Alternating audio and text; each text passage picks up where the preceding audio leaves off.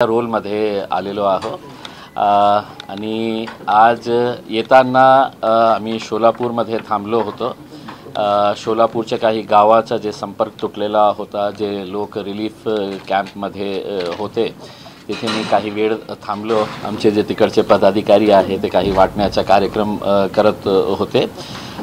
तर मीही लोकांना जाऊन फक्त विचारलं की आपल्याकडे काय आहे। ठीक आहे, जे लोक स्वतःहून जे करत आहे आपण त्यांचं कौतुक करायला पाहिजे की आज जेव्हा जेव्हा कुठेही अशा प्रकारची घटना घडतं किंवा दुष्काळ असू द्या किंवा अतिवृष्टीचं नुकसान जे झालेलं आहे, ते सामान्य लोक धावून जातात मदत करण्यासाठी।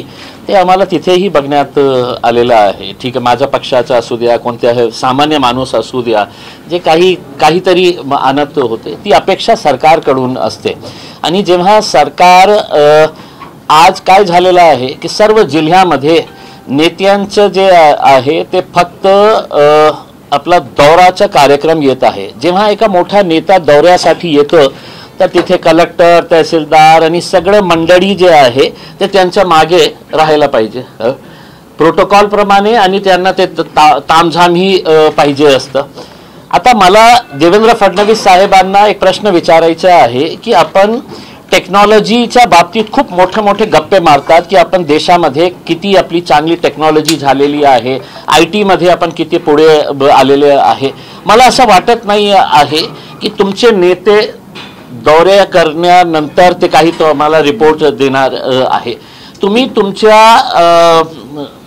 ऑफिसमध्ये गुगल मॅप काढला आणि स्क्रीनवर बघितलं की महाराष्ट्रामध्ये कोणत्या जिल्ह्यामध्ये काय परिस्थिती आहे, छोटा गाव का असू ना, तिथे काय परिस्थिती आहे ते तुम्हाला ते गुगल मॅप्सवर ते तुम्ही बघितलं असतं। पण तुम्ही आता जे टाइम बाय करत आहे, ते टाइम कशामुळे बाय करत आहे, काय कारण आहे की मदत देण्यासाठी सरसकट मदत पाहिजे, शेतकऱ्यांची मागणी आहे, आमचीही तशी मागणी आहे आणि खूप सारे पक्षांनी अशी मागणी केलेली आहे की सरसकट तुम्ही काय देणार आहे याच्या बाबतीत ते एक कॅबिनेट मीटिंगमध्ये ते सगळं चित्र बघून ते निर्णय घेऊ शकतं, पण का घेत नाही आहे हे आश्चर्याची बाब आहे। आणि जितकं तुम्ही टाइम बाय करणार आहे, सोशल मीडियावर मी अनेक असे क्लिप्स बघितलेले आहे की आम्ही आत्महत्या करण्याचा काही शेतकरी प्रयत्न करत आहे, लोक त्याला हे करत आहे, रोकत आहे की नाही करायचं। तशी वेळ येऊ नये। कोणत्याही एका शेतकऱ्याचाही मृत्यू झाला किंवा आत्महत्या झाली तर त्याची सगळी जबाबदारी जी आहे ते सरकारची असणार आहे। म्हणून आमची विनंती आहे की आता हे दौऱ्याचे आपले जे कार्यक्रम आहे ते रद्द करा, मुंबईला सगळ्यांना बोलवा आणि आपल्या आमदार, खासदार, नेत्यांकडून तुम्ही सगळं माहिती गोळा करा आणि लवकरात लवकर याच्या बाबतीत निर्णय घ्या। कर्जमाफीची अपेक्षा आहे ते शेतकरी करताना या सगळ्या परिसरातले पाहायला मिळतात। नुसत्या आश्वासनं सरकार देते, इम्प्लिमेंटेशन काही होत नाही। तुम्ही म्हणला तसं आत्महत्येकडे शेतकरी मग वळेल, भीती वाटते काय आहे की शेतकऱ्यांच्या आत्महत्या म्हणजे नाही का, आज न्यूजपेपरच्या छोट्याशा जे संक्षिप्त बातम्या असते ना त्याच्यामध्येही मला वाटत आहे की ते पण आता संपलेलं आहे की शेतकऱ्याची आत्महत्या म्हणजे सामान्य बात हे आहे। बहुतेक न्यूजरूम मध्ये ही चर्चा की कोणत्या गावामध्ये एका शेतकऱ्याची आत्महत्या झालेली आहे तर आपण त्याची बातमी करू का, आणि केलं तर ते संक्षिप्त मध्येही करणार आहे की या गावामध्ये एका शेतकऱ्यांनी आत्महत्या केली। हे खरी गोष्ट आहे की देशामध्ये आजही आपण महाराष्ट्राला काहीही म्हणा की आपला इतका ॲडव्हान्स डेव्हलप्ड स्टेट झालेला आहे, पण देशामध्ये सगळ्यात जास्त आत्महत्या कुठे होत आहे तर आजही याच महाराष्ट्रामध्ये होत आहे। आणि अशा परिस्थितीमध्ये की आम्ही हे करणार, देणार, स्टडी करत आहे, रिपोर्ट मागवत आहे, अरे कशाला तुम्हाला कळत नसेल तर आम्हाला बोलवा, आम्ही तुम्हाला दाखवते गुगल मॅपवर की कोणत्या गावामध्ये कशी परिस्थिती आहे, कोणत्या गावाचा संपर्क तुटलेला आहे। तुम्हाला प्रत्यक्ष तिथे जाऊन बोटमध्ये जाऊन मग 4-10 मीडियावाल्यांना घेऊन जाऊन हे सगळं नाटक आणि नौटंकी करण्याची वेळ संपलेली आहे। आता शेतकऱ्यांना सरसकट लवकरात लवकर जे पाहिजे मदत कधी घोषणा करणार आहे याच्या बाबतीत बोला। एक मुख्यमंत्री, 2 उपमुख्यमंत्री, इतके सारे नेते मंडळी तुम्ही जी मदत केली त्याच्यावरून ट्रोल केलं जात आहे, तुम्ही साहित्य वाटला देखाव्यापुरतं आणि परत घेऊन गेला अशा पद्धतीने काय केलं? सकाळी सोलापूरमध्ये जे काही साहित्य पक्षाच्या वतीने वाटण्यात आलं त्यामध्ये विरोधकांनी असा आरोप केलेला आहे की फक्त देखाव्यासाठी सगळं केलं, कारण 2 किट वाटले. अच्छा नाही माझे जे एक सेकंड माझे सोलापूरचे ते जिल्हाध्यक्ष आहे, त्यांनी अनेक दिवसापासून त्यांच्या अनेक गावामध्ये, मी आज येणार होते, मलाही माहीत नाही होता की या गावामध्ये त्यांचा हे वाटण्याचा कार्यक्रम होता. आता जेव्हा मी गेलं तर मी जास्त वेळ तिथे थांबलं नाही, कारण इतके सारे मीडिया लोक होते. पहिलेही लोक जे आहे ना खूप त्रस्त आहे, म्हणजे इतकं अटेन्शन त्यांच्यावर. तर मी त्यांना विचारलं, त्या अधिकाऱ्यांना विचारलं की काय इथे आहे, तर त्यांनी सांगितलं की साहेब जो आम लोग है वो ला के कुछ ना कुछ दे रहे हैं. आमच्या माणसानेही दिली. आम्ही जेव्हा रस्त्यात येत होतो तर त्यांना एक फोन आला की 2 सरपंच जे होते दुसऱ्या गावाचे, त्यांना हे वाटलं की फक्त या गावाला कशाला देतात, आमच्या गावालाही चला करके, तर ते गाडी दुसऱ्या गावाला घेऊन गेले. ते मग त्यांचं भांडणं सुरू होतं गाडीमध्ये की कशाला आपण या गावाला दिलेले आहे, आपण या गावाला देऊ आणि दुसरी गाडी उसमे. पण ते काहीतरी असं झालेलं आहे, याचा अर्थ हे नाही आहे. बघा, अशा वेळी कोणीही माणुसकीच्या दृष्टीने काम करणार आहे आणि आमच्याकडून तर तुम्ही अपेक्षा करूच नका की आम्ही फक्त असं हे करण्यासाठी. मी तर हातही लावत नाही होतो उसमे. माझ्या जेव्हा आम्ही काम करतो ना की मतलब कुठल्याही प्रकारचा गाजावाजा करून करत नाही आहे. तर हे जे आहे, कोणीतरी विरोधक असेल की आम्ही तर गेलो नाही तिथे मदत करण्यासाठी, ते MIM पक्षाचे लोक आले मदत करण्यासाठी, तर काहीतरी त्यांच्याकडून काढायचं म्हणून त्यांनी काय दिलं आणि मी काय वापरणार आहे का? ते कोण वापरणार आहे? त्यांच्यासाठी चांगलं होतं, पण तिथे काही 2-3 सरपंचामध्ये काहीतरी हे झालं म्हणून ते गाडी तिथून गेलेली आहे. आपण त्याच्या बाबतीत सविस्तर चौकशी करा, आपल्या रिपोर्टरला विचारा, आम्ही तुम्हाला नाव सांगतो की कोणते सरपंच होते. त्याच्या बाबतीतच असं नाही, पण एकूणच वेगवेगळ्या पक्षांच्याकडनं किंवा काही मदतीचं ओघ तिकडे सुरू आहे, त्यावरून देखील असं राजकारण सुरू झालेलं आहे. त्याच्यावर फोटो लावणं असेल किंवा वेगवेगळ्या प्रकारचे श्रेय घेणं अशा पद्धतीचे देखील प्रकार सुरू असल्याचं पाहायला मिळतं. अशा सगळ्या संकट काळामध्ये हे कितपत योग्य आहे? मी स्वतः माझा व्यक्तिगत मत हे आहे की आपण जेव्हा मदत करतो तर आपण राईट हँडने मदत करणार असेल तर लेफ्ट हँडलाही याची जानकारी होऊ नये. म्हणजे एक कहावत है ना उसके अंदर कि आप दाएं हाथ से मदद कर रहे हैं तो बाएं हाथ को भी पता नहीं चलना चाहिए. म्हणजे आपण ही बघितलं असेल आणि आपण छापले असेल की 6 केळी घेऊन हस्पतालमध्ये जाऊन कोणाचा वाढदिवस साजरा करण्याचा किंवा कोणत्या कार्यक्रमामध्ये असं गरीब पेशंटांना 6 केळी वाटप करताना फोटो काढायचे आणि ते छापून आणायचे. हे मदत नाही आहे, कोणत्याही परिस्थितीमध्ये मदत नाही आहे. माझ्या पक्षाचंही म्हणजे त्या गाडीवर होतं उसके अंदर मी पण स्पष्टपणे सांगितलं होतं की अशा वेळी कोणीही आपला, मी माणूस म्हणून तिथे गेलो होता, मी MIM पक्षाचा महाराष्ट्राचा अध्यक्ष या नात्याने नाही गेलो होतो. कोण हे मदत घेणार आहे हेही मला माहित नाही आहे आणि तसाहीच करायला पाहिजे मला असं. पण सगळ्यांचं आपला दृष्टिकोन वेगळं असतं. MIMच्या कोल्हापूर जिल्ह्यामध्ये 200 शाखा होणार या संदर्भात एक प्रेस झाली होती. खरंच शाखा होणार आहेत का? कारण शाखा काढण्याला सुद्धा विरोध आहे, तुमचं कार्यालय काढण्याला सुद्धा. तुमचा पक्ष एवढा मोठा तुम्ही बळकट करायला निघालाय, परंतु दरवेळेला MIMचं नाव आलं की कोल्हापूरमध्ये सगळीकडे बंदोबस्त तैनात केला जातो आणि वातावरण टाईट होतं. हे जे माझे अध्यक्ष आहे ना पार्टीचे, जे खासदार आहे ते लोकसभेमध्ये बसतात आणि त्यांना 3 वेळा बेस्ट पार्लमेंटेरियन अवॉर्ड, ज्याला आपण टेम्पल ऑफ डेमोक्रेसी म्हणतो, त्या टेम्पल ऑफ डेमोक्रेसी मध्ये बसणारा त्याला उत्कृष्ट खासदाराचा अवॉर्ड मिळालेला आहे. आणि मलाही आश्चर्य वाटले जेव्हा मला असं सांगण्यात आलं, जेव्हा मी कोल्हापूरच्या जवळ होतो की काही संघटन जे आहे विरोध करत आहे. मी म्हटलं आजच्या स्टेजवर तुमच्यापैकी कोणी शिकलेला असेल ज्या संघटनाचे, बहुतेक नसणार शिकलेला, तर कोणीही एक त्या स्टेजवर या, आमच्या स्टेजवर या, आम्ही तुम्हाला बोलण्याची संधी देऊ की तुम्ही कशा प्रकारे आमचा विरोध करत आहे. आमच्या पक्षाने जेव्हा ऑपरेशन सिंदूर होता तेच असदुद्दीन अवैसी जगात फिरले, मुस्लिम कंट्रीज मध्ये जाऊन की कशा प्रकारे पाकिस्तान अशा प्रकारच्या दहशतवादी कारवाया आपल्या देशावर करत आहे, सामान्य लोकांना कशा प्रकारची त्यांची हत्या करत आहे, हे मुस्लिम देशामध्ये जाऊन सांगणारा एक पक्का भारतीय म्हणून असदुद्दीन अवैसीची ओळख. जेव्हा नरेंद्र मोदी साहेब आणि त्यांचे जितके लोक आहे देशभक्त, पाकिस्तान आतंकवादी देश आहे पण आम्ही क्रिकेट खेळणार, आम्ही विरोध केला, आजही आमचा विरोध आहे, याच्यामध्ये काही दुमत नाही आहे की जगात सगळ्यात चांगली क्रिकेटची टीम कोणी असेल तर ते भारतीय क्रिकेट टीम आहे, याच्यामध्ये काही दुमत नाही आहे.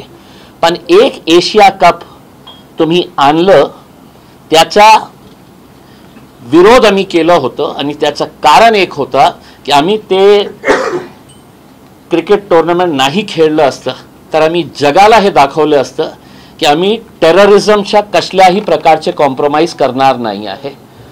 मग मॅच संपल्यानंतर खेळाडूंना हे सांगण्यात आलं होतं कि ऐसा बाइट दिया कि हम मैच जीतने के बाद हमने हाथ नहीं मिलाए. मग बॉलिंग करताना डोळे झाकले होते का?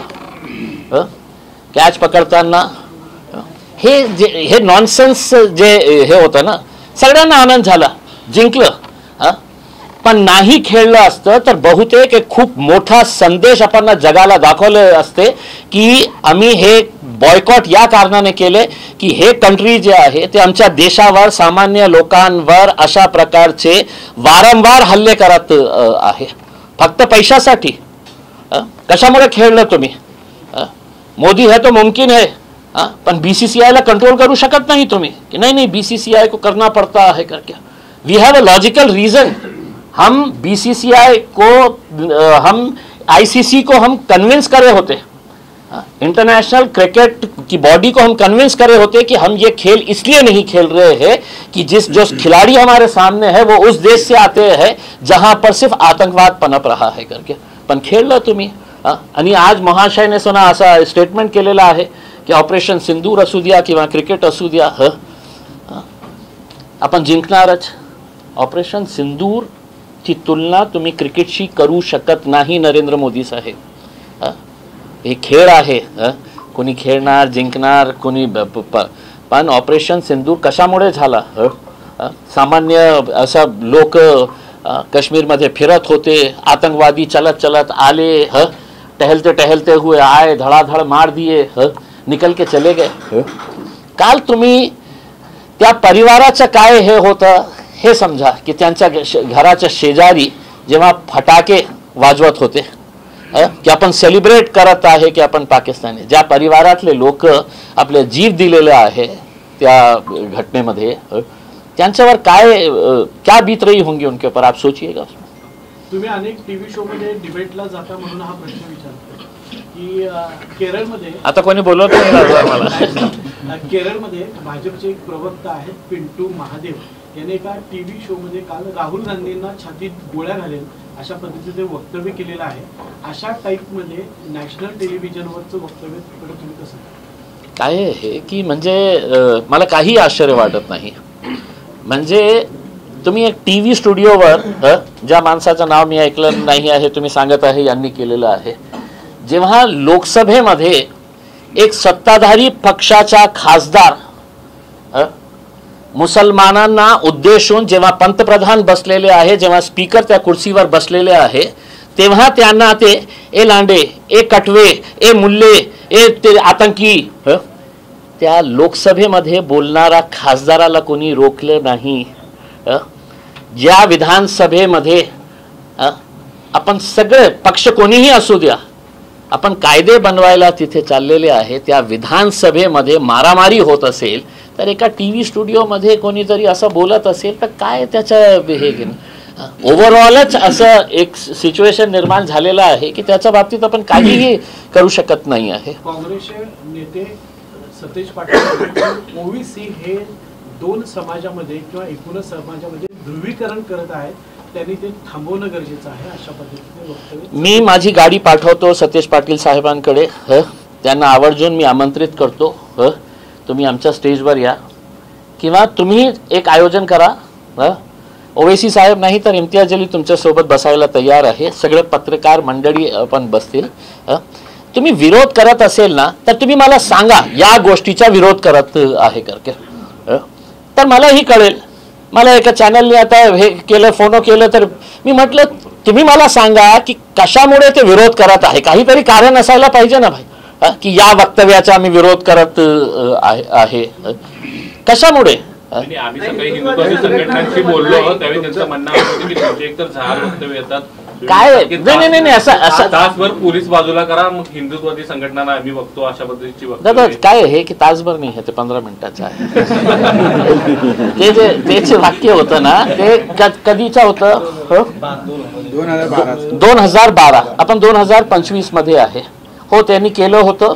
आणि एकमेव अकबरुद्दीन अवैसी असं नेता होतं की ज्याला या वक्तव्यावरून जेलमध्ये पाठवण्यात आले होते, जेलमध्ये. आता त्याच्यापेक्षा भयानक वक्तव्य मी दाखवू की ज्याच्यावर साधा FIR रजिस्टर करण्यात.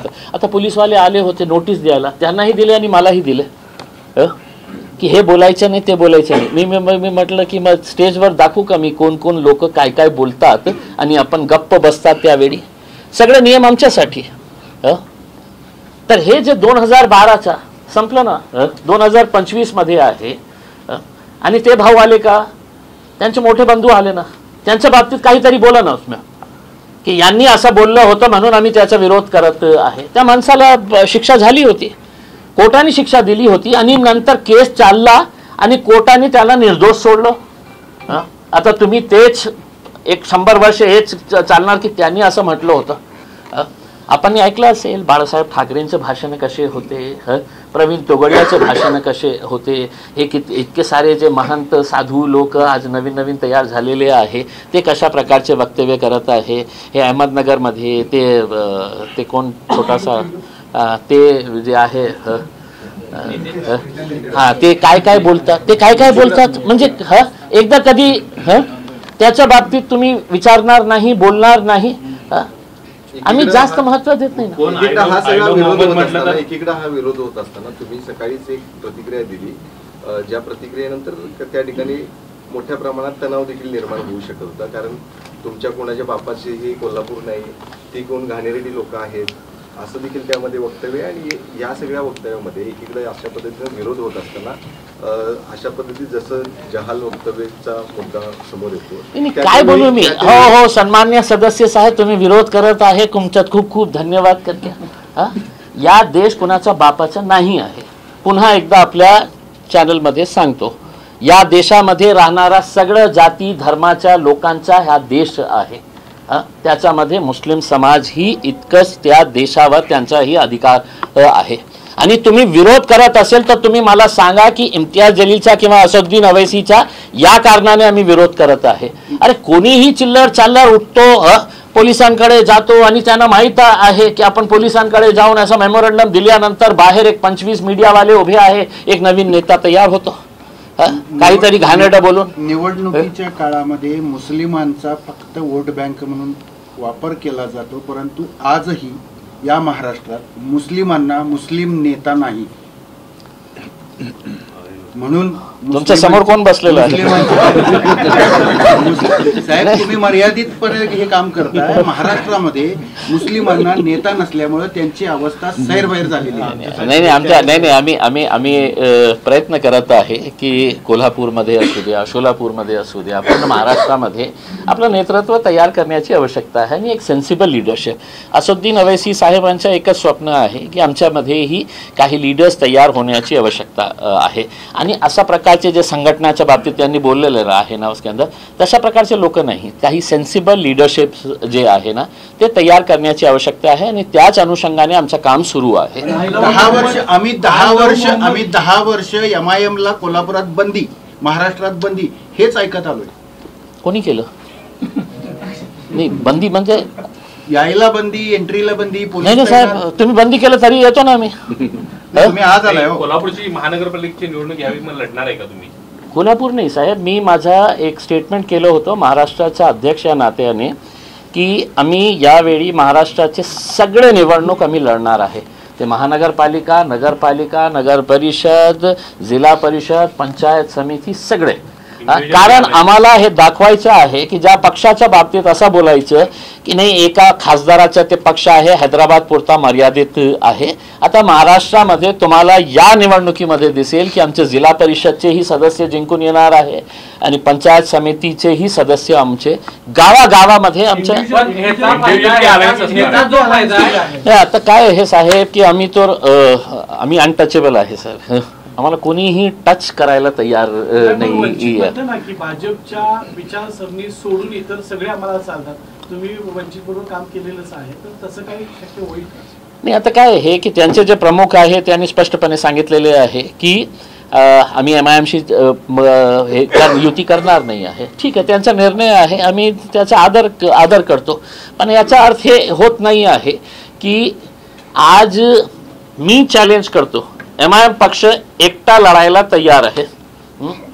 भाजप, एकनाथ शिंदे, अजित पवार, शरद पवार, उद्धव ठाकरे हे वेगवेगळ्या लढण्यास तयार आहे का?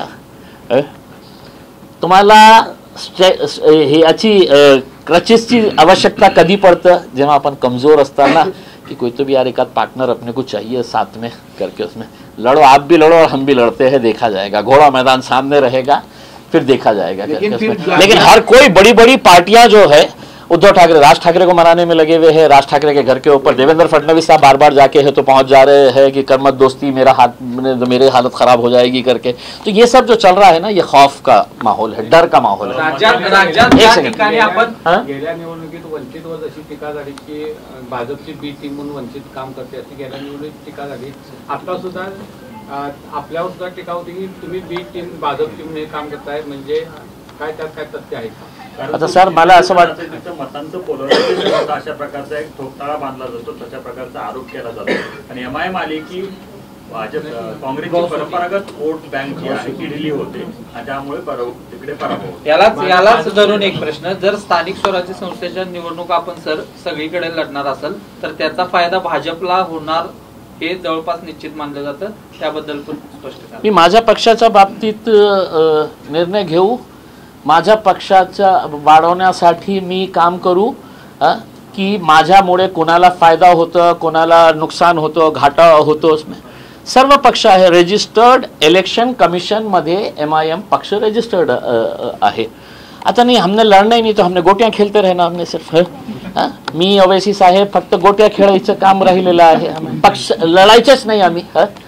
देखीए म्हणजे मी कुणाला पाडलं होतं आमदारकीमध्ये, कोणाला पाडलं होतं आमदार जेव्हा निवडून आलं होतं तर तेच भारतीय जनता पार्टीला पाडलं होतं, शिवसेनेला पाडलं होतं.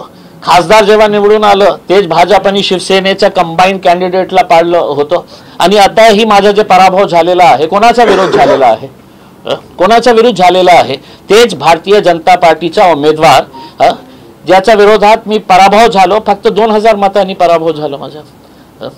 म्हणजे याचा अर्थ काय आहे की मी कोणाला पाडण्यासाठी असं असलं असतं तर मी गेलो होतो ना कुठेतरी, कोणाच्याही विरोधात उभे राहिलं असतं.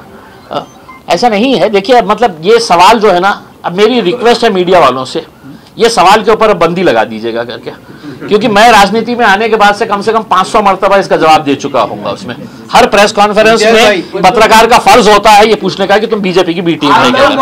आय लव मोहम्मदचा एक विषयाचा परत पुढे आलाय, कॅम्पेनिंग चालू आहे, तर यामुळे काय परिणाम होईल एकूणच समाज जीवनावर असं वाटतं तुम्हाला?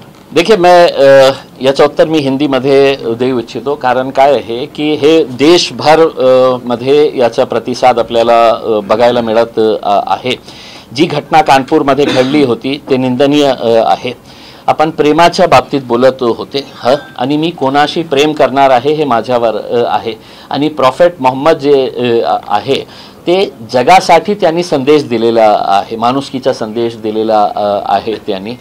ठीक आहे, तुम्ही त्यांना मानणार नसेल, पण मेरी एक ईमानदारी से एक ये है कि किसी भी धर्म गुरु, किसी भी धार्मिक जो भी बड़े होते हैं, उनके खिलाफ इस तरह की हरकत करना, जो आज हमें अहमदनगर के अंदर पता चला कि किसी ने रंगोली बना के वहाँ पे आई लव मोहम्मद लिख के ये किए हैं करके, मैं आपके ज़रिए तमाम नौजवानों से ये अपील करना चाह रहा हूँ कि आप ये मत समझिएगा कि अगर किसी ने ये कहा कि आई लव मोहम्मद और किसी ने उसका विरोध किया तो उनकी शख्सियत के ऊपर कुछ फ़र्क पड़ता है करके। जो लोग बड़े हैं वो बड़े ही रहते हैं उसमें।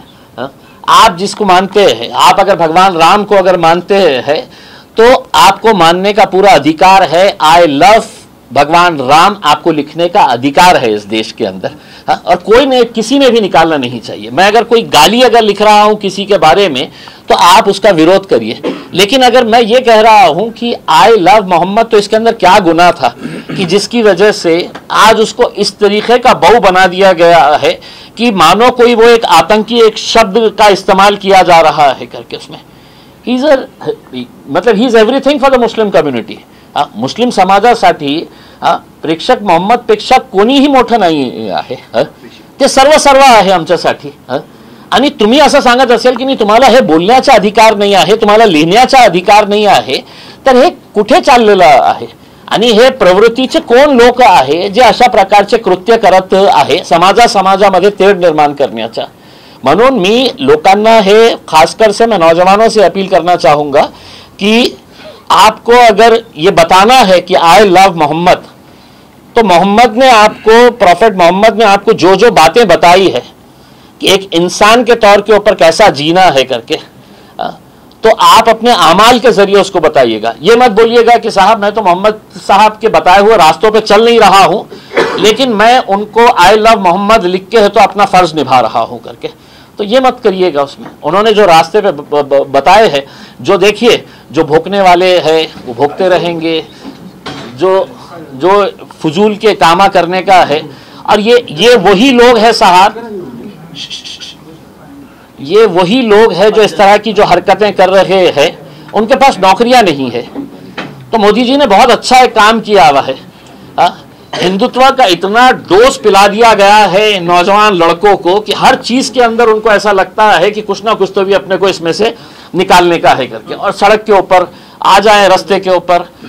आप देखिएगा कि आज महाराष्ट्र के अंदर जो हालात तैयार किए जा रहे हैं ये बहुत ही चौंकाने वाले हैं, और मतलब स्कैरी पिक्चर होता जा रहा है कि आप इतना समाजों के बीच में दरारें पैदा कर दे रहे हैं। और पहले तो आपको सिर्फ ऐसा लगता था कि भाई हिंदू और मुसलमान करके अपनी राजनीति की रोटियां सेक ले करके, अब हिंदू और मुसलमानों के साथ आपने मराठा और ओबीसी को भी लगा दिए है। फिर मराठा और ओबीसी के साथ है तो आपने है तो धनगरों को भी खड़ा कर दिए है कि आप इनसे लड़ लो, ओबीसी को ये कर दिए है कि आप इनसे लड़ लो, बंजाराओं से लड़ लो, आदिवासियों से लड़ लो करके। तो ये जो है ये देश के लिए बहुत घातक है, हम समझते हैं। तुम्ही शाहूंच्या भूमीत आहे, तुम्ही आता जी काही वक्तव्य केली या पूर्वी देशामध्ये कधी घडली नव्हती। आता आई लव मोहम्मदचा मुद्दा येतोय, गरब्याला मुस्लिमांना प्रवेशबंदीचा येतोय, लव जिहादचा मुद्दा येतोय, नेमकं काय देशामध्ये चाललंय? नहीं, मैं बताया ना की बहुत स्कॅरी पिक्चर है। आणि विशेषकर मला तर आश्चर्य हे वाटलं की मी आज कोणाच्या धर्तीवर आलेलो आहे। मी छत्रपती शाहू महाराजांच्या, आणि हे जे लोक जे माझ्या मित्रांनी सांगितलेले ते तुम्ही सांगितलं त्याच्या बाबतीत काय बोला मैंने चिल्लर तुम्हीच त्यांना बोलला होता काय बोला मी फालतू लोकांना। हा पुन्हा बोलतो, ते फालतू लोक जे आहे ना, हे फालतू लोकांनी कृपा करून छत्रपती शाहू महाराज कोण होते आपण वाचलं नसेल तर माझ्याकडे पुस्तक आहे, मी वाचलेलं आहे छत्रपती शाहू महाराज कोण होते। त्या शाहू महाराजांची धर्तीमध्ये अशा प्रकारचे तुम्ही हिंदू मुसलमानचा वाद निर्माण करत आहे। त्यांची शिकवणी काय होती, त्यांनी काय कार्य केले होते, आणि त्याच ठिकाणी अशा प्रकारचे प्रवृत्तीचे लोक जेव्हा तयार होतात तर किती भयानक परिस्थिती निर्माण झालेली आहे याचा आपण विचार करू शकतात। एकंदरीत हा देश संविधानावर चालला आहे असं वाटतंय का? आपको लगता है कि सर आपको लगता है? अगर होगा आपको नहीं लगता है, इसीलिए आपने ये सवाल किए हैं। अगर चल रहा होता तो आपने मुझसे ये सवाल नहीं किए होते। उसमें संविधान की धज्जियां उड़ाने का काम अगर कोई कर रहा है तो इस वक्त हुकूमत चाहे वो महाराष्ट्र की हो या केंद्र के अंदर हो, ये इनका संविधान से कोई लेना देना नहीं है। ये सिर्फ जाति समाज समाज के बीच में दरारें दीवारें पैदा करके अपनी राजनीतिक रोटियां सेकने का काम कर रहे हैं।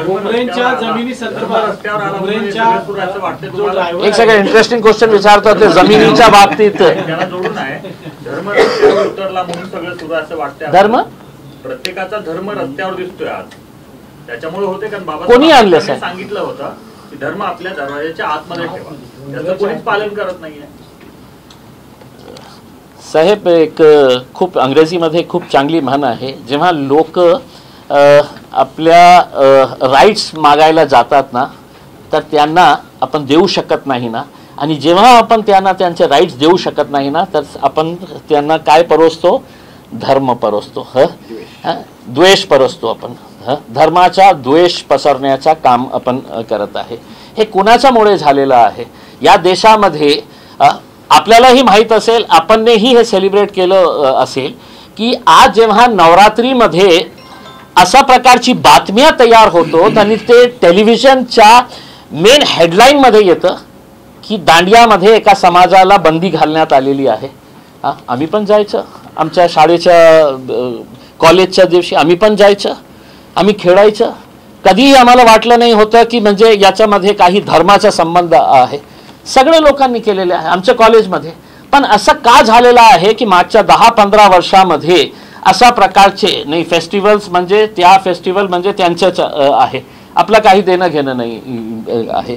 तर हे जे सगळं चाललेलं आहे हे काही जाणून बुजून, कारण त्यांना माहीत आहे की एका समाजाच्या विरोधात आपण भयाची एक अशी सिच्युएशन तयार केली तर आपलं काम सोपं होणार.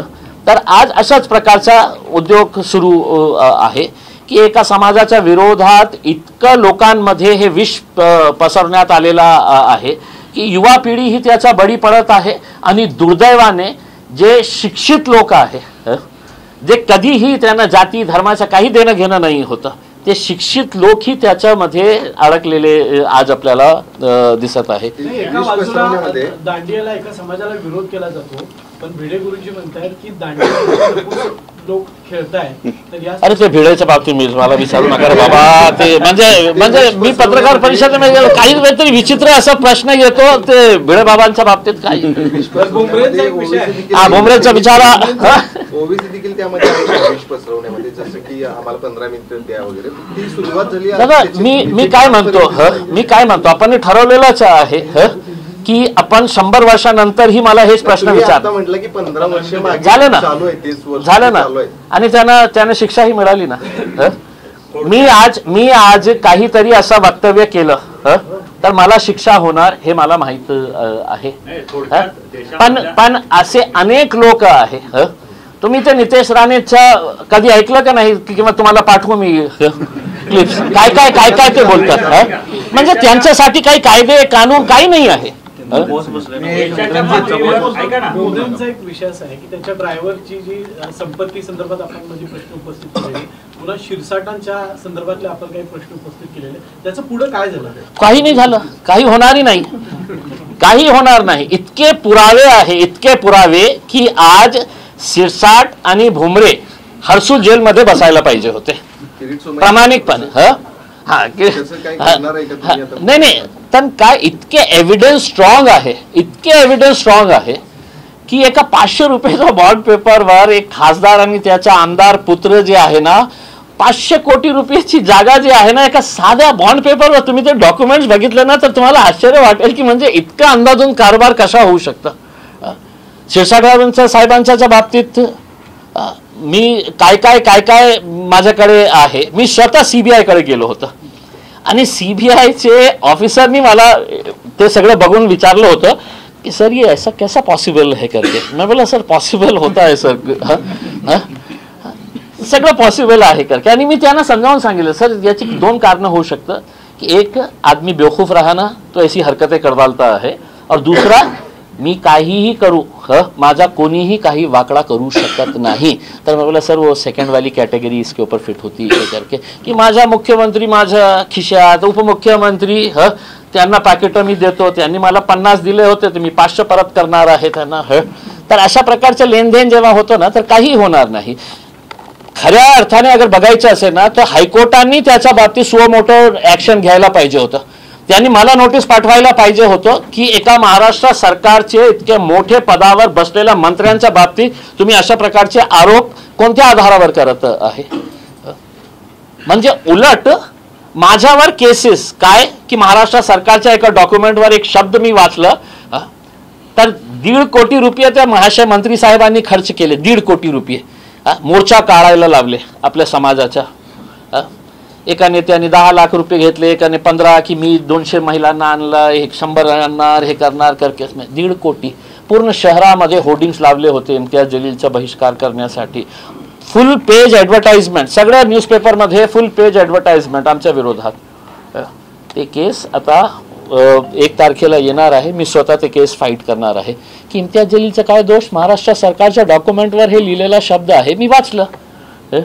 केस करायच्याच असेल तर महाराष्ट्र सरकारवर करा. कायदा कोळून प्यायलेला पक्ष म्हणजे एमआयएम असं म्हटलं जाते, कारण कायदे पंडिताचा तो पक्ष आहे. मग एमआयएम का ठोस पावलं उचलत नाही कसल्या बाबतीत? या सगळ्या गोष्टींवर करतो ना आम्ही अनेक केसेस आम्ही केलेले आहे. त्याच्या बाबतीत आमची फाईट सुरू आहे. नाही कोणी म्हटलं पैसे कपडे होते ना ते असं काय करतोस तुम्ही. असं तुम्ही काही बोललं तर तरी चाल.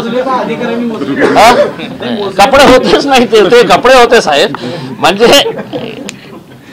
म्हणजे ठीक आहे. एक म्हणजे पत्रकारांनीही कितकं भाव समजते ते की कोण म्हटलं ते पैसे होते तर मी बाहेरून आलो होतो आणि ते पैसे होते ते कपड़े होते त्याच्यामध्ये. अब मैं जूम कर करके देख ले रहा हूँ. मैं बोला यार हो सकता है कि शर्ट के डिजाइन के ऊपर 500 के नोट छपे हुए होंगे करके उसके अंदर.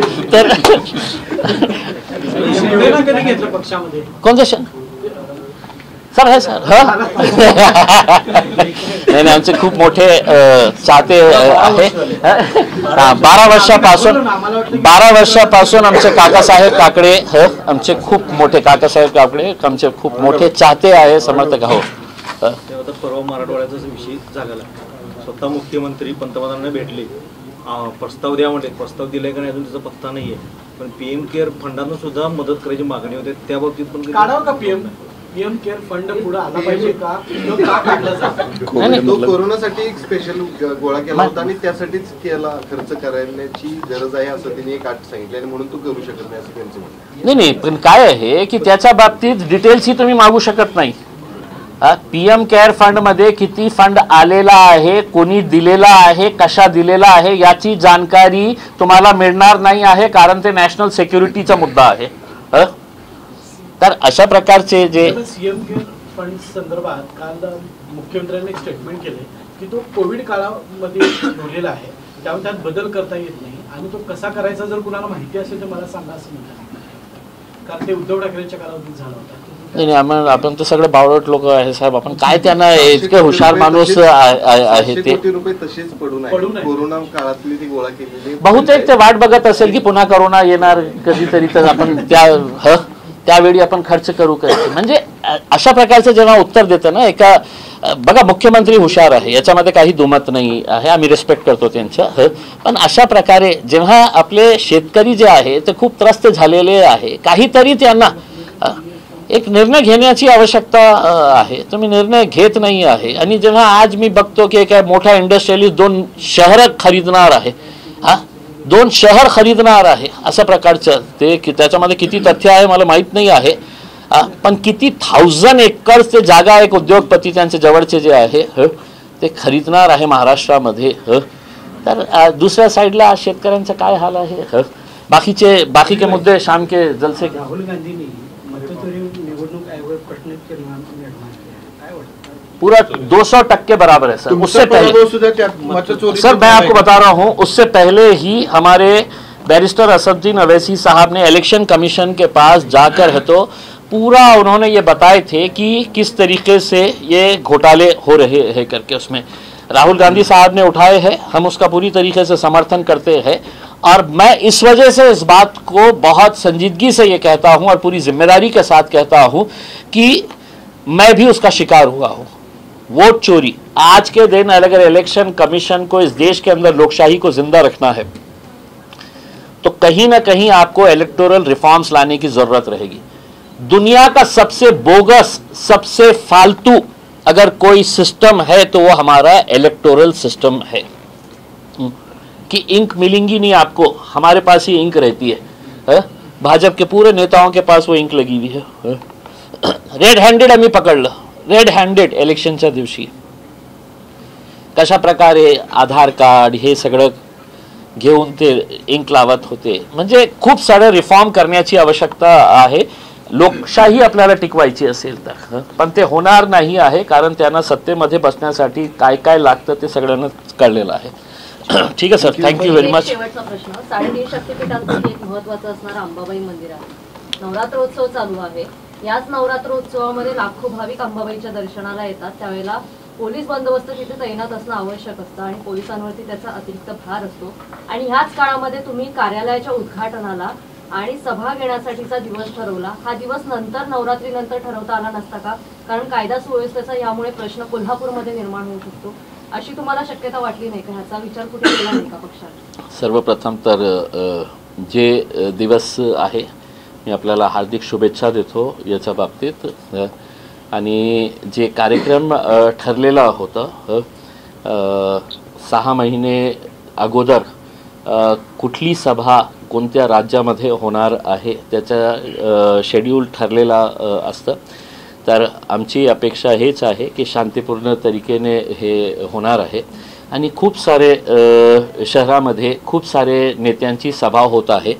माझी विनंती पत्रकारांना हे आहे की जसा प्रश्न मला विचारण्यात आलेला आहे, दुसऱ्या पक्षांनाही असा प्रश्न विचारलं, ठीक आहे, या देशामध्ये दररोज कुठे ना कुठे काहीतरी आपण कोणता ना कोणता धर्माचा आपण सण साजरा करतो। या देशाची एक वैशिष्ट्य आहे, हे आज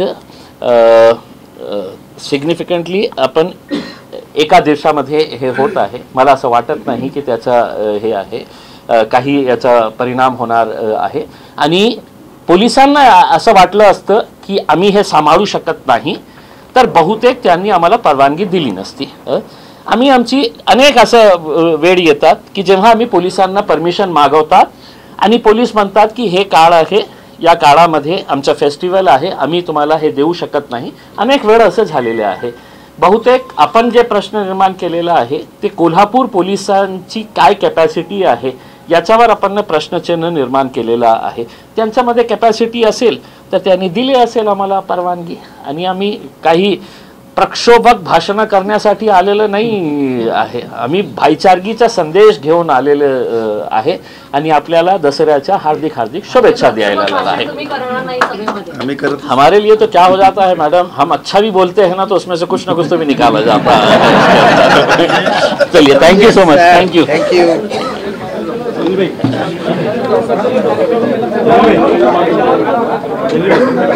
शाहूंच्या भूमिकाला आय लव्ह शाहू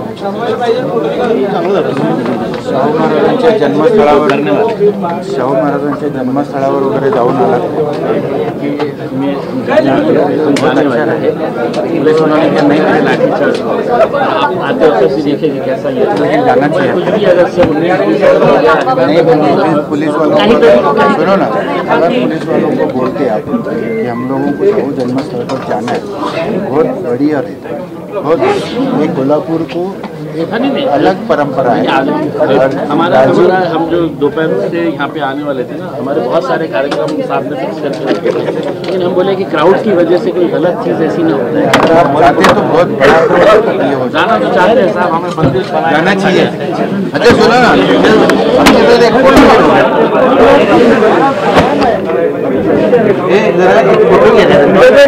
बस बढ़िया है। कितना साल होगा अभी 25